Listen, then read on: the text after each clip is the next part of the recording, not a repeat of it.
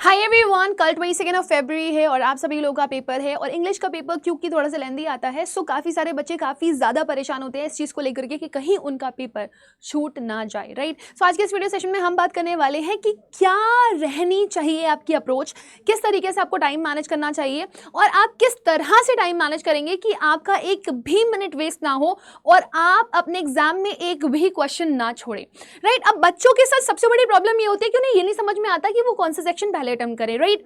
सो आप मुझे after the video comment section में ये जरूर लिख करके बताना कि आप कौन सा सेक्शन सबसे पहले अटेम्प्ट करते हो।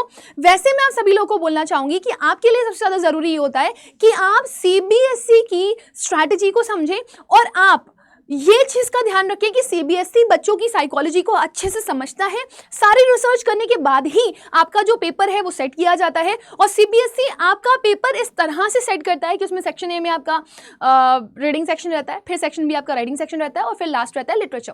एक्चुअली में क्या होता है ना, जनरली बच्चे ये सोचते हैं कि मेरे को लिटरेचर अच्छे से आती है तो मैं पहले लिटरेचर कंप्लीट कर लेता हूँ और मेरे लिटरेचर के मार्क्स भी ज्यादा है तो मैं 40 मार्क्स पहले स्कोर कर लूंगा, so it will be easy.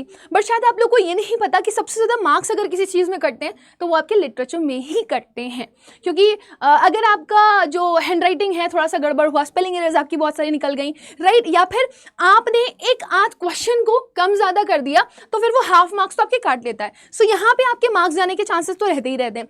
Plus अगर आप लास्ट मोमेंट पे रीडिंग कॉम्प्रीहेंशन अटेम्प्ट नहीं कर पाए, अनसीन पैसेज अटेम्प्ट नहीं कर पाए, छूट गया आपका, तो उसके मार्क्स तो वैसे भी गए, राइट। सो आपका जो पेपर है जनरली मैं तो आप लोगों को यही बोलूंगी कि आप जिस तरह से अटेम्प्ट करते हैं that is really very good, वो आपकी अप्रोच है। बट सीबीएसई की अप्रोच यही रहती है कि बच्चा बहुत सिंपल तरह से पेपर करे। सीबीएसई का ये कहना है कि जब बच्चा पेपर देने के लिए बैठा होता है तो उसका माइंड बिल्कुल पजल्ड नहीं होता, बहुत फ्री होता है और वो फ्रेश माइंड से पेपर दे रहा होता है। सो उस समय वो किसी ऐसी चीज को करता है जो चीज उसको नहीं पता, नहीं है, जिसको पढ़ करके उसे क्वेश्चंस के आंसर करने हैं, तो वो उसे बहुत ही परफेक्ट तरीके से अटेम्प्ट कर सकता है। और जो चीज़ उसे अच्छे से आती है, जो कि आप लिटरेचर सेक्शन को बोलते हो, वो अगर आप बाद में भी कर रहे हो तो आपको कुछ क्रिएट नहीं करना, कुछ पढ़ना नहीं है, किसी में से आंसर्स फाइंड नहीं करने, सो आप अपने आप उसको लिख सकते हो और आपका हाथ बहुत तेजी से चल सकता है। But just think of this कि अगर आप रीडिंग कॉम्प्रीहेंशन या अनसीन पैसेज को सबसे लास्ट में अटेम्प्ट कर रहे हो तो आप पजल्ड हो, क्योंकि आप बहुत ज़्यादा परेशान हो कि अभी आपका राइटिंग सेक्शन भी बचा हुआ है, लिटरेचर का भी कुछ पोर्शन बचा हुआ है और फिर आप जाकर के क्या करने जा रहे हो, अनसीन पैसेज करने जा रहे हो, जिसमें आपको टेंशन बनी हुई है, इतना बड़ा पैसेज आपको वापस से पढ़ना पड़ेगा। So you will get confuse कि क्या करें क्या ना करें, मुझे कुछ समझ में नहीं आ रहा है। सो मैं आप सभी लोगों को ये बोलना चाहूंगी, बेटा it's really very easy for you. अगर आप अपने पेपर को इस तरह से अटेम्प्ट करते हैं तो आपके लिए बहुत अच्छा रहेगा। आप सबसे पहले आरसी अटेम्प्ट करिए, राइट, ताकि लास्ट मोमेंट की जो कॉम्प्लेक्सिटीज हैं, है ना, टाइम का प्रेशर है और आपके दिमाग की जो टाइटनेस है वो आपके ऊपर हावी ना हो और आपका पेपर छूटे ना। सबसे पहले आप दोनों के दोनों आरसीज को अच्छे से कर लीजिए। आरसीज करना not at all a difficult task. उसके बाद फिर आप करिएगा अपना राइटिंग सेक्शन, जैसे कि आपको सीबीएसई ने दिया हुआ है, जहाँ पे आपको जब कॉन्फिडेंस आ जाएगा कि आपने बिना पढ़ी हुई चीज़ को, एक नए पैसेज को पढ़ करके उसके आंसर्स कॉम्प्रीहेंड कर लिए हैं, so you must have some skills कि आप कुछ क्रिएट कर पाओ।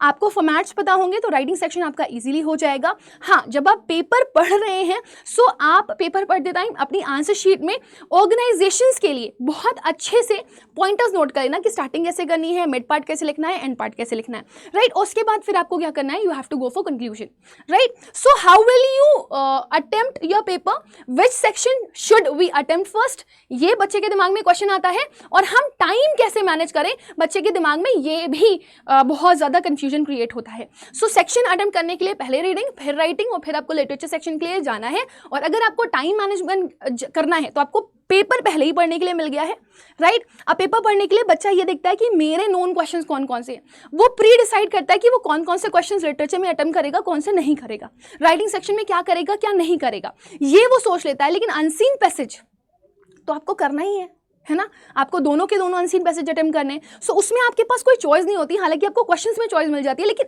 वैसे चॉइस नहीं होती। सो आप अपना स्टार्टिंग का टाइम जो 50 मिनट्स है, एक एवरेज बच्चा जिसने बहुत ज़्यादा प्रैक्टिस नहीं करी है आरसी की, उसको 50 मिनट चाहिए हैं अपने आरसी को सॉल्व करने के लिए। अगर कोई ऐसा बच्चा है जिसने अच्छे से प्रैक्टिस करके रखी हुई है वो 40 और 30 मिनट भी दे सकता है। बट एक एवरेज बच्चा जिसने बहुत ज़्यादा प्रैक्टिस नहीं करी है वो 50 मिनट लेकर के भी अगर अच्छे से रीडिंग कॉम्प्रीहेंशन को अनसीन पैसेज को करता है तो आपका अच्छा खासा टाइम आपको मिल जाता है आरसी को पढ़ने के लिए और प्लस उसके साथ साथ आपको उनके क्वेश्चंस के आंसर्स करने के लिए। और प्लीज़ आप इस चीज़ का ध्यान रखना क्योंकि आपका पेपर कॉम्पिटेंसी बेस्ड होने वाला है, सो आपको इनडायरेक्ट क्वेश्चंस बहुत आएंगे, है ना, जैसे कि इस पैसेज को टाइटल दो, theme of the passage, central idea of the passage, right, या फिर ऑथर की टोन पूछ लेगा। तो इस वजह से आपके इनडायरेक्ट क्वेश्चंस बहुत सारे होंगे, तो क्वेश्चन पढ़ने में बहुत ज़्यादा टाइम मत वेस्ट करिएगा।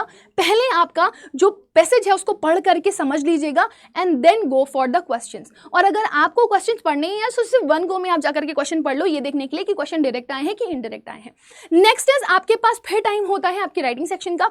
ऑब्वियसली आपको क्रिएटिव राइटिंग करनी होती है, आप क्रिएटिव राइटिंग के लिए 40 मिनट्स ले लो, आपका उसमें नोटिस भी हो जाएगा, आपका इन्विटेशन भी हो जाएगा, रिपोर्ट राइटिंग, आर्टिकल राइटिंग में जो आपको करनी है वो हो जाएगी। और फिर आता है आपका एप्लीकेशन फॉर जॉब और लेटर टू एडिटर। अच्छा, मैं आपको बता दूं, काफी सारे टीचर्स से आपने सुना होगा एप्लीकेशन फॉर जॉब और लेटर टू एडिटर में अगर आपको कुछ अटेम्प्ट करना है, सो आप एप्लीकेशन फॉर जॉब अटेम्प्ट करना, एक्चुअली कुछ एग्जामिनर की साइकोलॉजी होती है, वो देखते हैं अच्छा इसने जो टाइम टेकिंग टास्क था वो इसने किया है तो वो ज़्यादा मार्क्स देते हैं। लेटर टू एडिटर में आपको ना CV नहीं बनाना होता है ना, वो बायोडेटा नहीं देना होता, सो इस वजह से आपको टाइम कम लगता है। सो जनरली ऐसा होता है कि लेटर टू एडिटर में मार्क्स कट जाते हैं। वैसे this is the thought of some of the teacher, हर टीचर ऐसा नहीं होता, डिपेंड करता है कि बच्चे ने कितने अच्छे से उसको लिखा है। बट अगर आपको टाइम बचा हुआ है और आपको लग रहा है कि नहीं आप कर लोगे आराम से एंड 40 मिनट्स आर सफिशिएंट, आप कर लोगे, तो आप एप्लीकेशन फॉर जॉब के लिए ही जाना।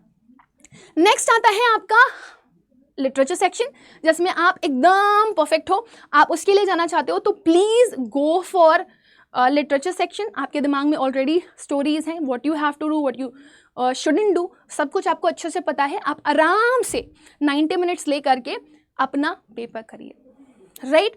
लिटरेचर आप आराम से कर लेंगे, आपके पास इवन इतना भी टाइम बच जाता है that you can underline each and every section, ठीक है ना। 90 मिनट्स में आपको बोल रही हूँ, बट आपका पेपर जल्दी ही हो जाएगा क्योंकि एक्सट्रैक्ट बेस्ड क्वेश्चन आपको बहुत ज़्यादा टाइम नहीं लगाना पड़ता है। एक्सट्रैक्ट बेस्ड क्वेश्चन में आपके आंसर्स बहुत जल्दी हो जाते हैं। शॉर्ट आंसर्स राइटिंग भी टाइम नहीं लेता है, लॉन्ग आंसर राइटिंग में आपको थोड़ी सी डिफिकल्टी होती है, टाइम लेता है, बट आपको इसमें मुझे लगता है कि 10 मिनट आराम से बच जाएगा, जिससे आप लास्ट में हर एक आंसर के नीचे लाइन ज़रूर खींच पाएंगे। सो इस तरह से आप अपनी अप्रोच रखिएगा, आपका पेपर डेफिनेटली बहुत अच्छा होगा। और सबसे बड़ी बात, अगर आप इस टाइम मैनेजमेंट को फॉलो करते हैं तो आपका पेपर छूटेगा नहीं। जो सबसे ज़्यादा स्टूडेंट्स की प्रॉब्लम मुझे सुनने के लिए आती है, आपका पेपर कैसा हुआ मुझे after the video comment section में बताना कल आकर के। ऑब्वियसली आई नो कि आप लोग दोबारा इस वीडियो के ऊपर ज़रूर से ज़रूर आओगे और आपको ये भी बताना है कमेंट सेक्शन में कि आप कौन सा सेक्शन अभी तक अटेम्प्ट करते थे और आपको ये स्ट्रैटेजी कैसे लगी, और अब स्ट्रैटेजी सुनने के बाद आप कौन सा सेक्शन सबसे पहले अटेम्प्ट करने वाले। So thank you everybody, bye bye, take care and all the best for your examination.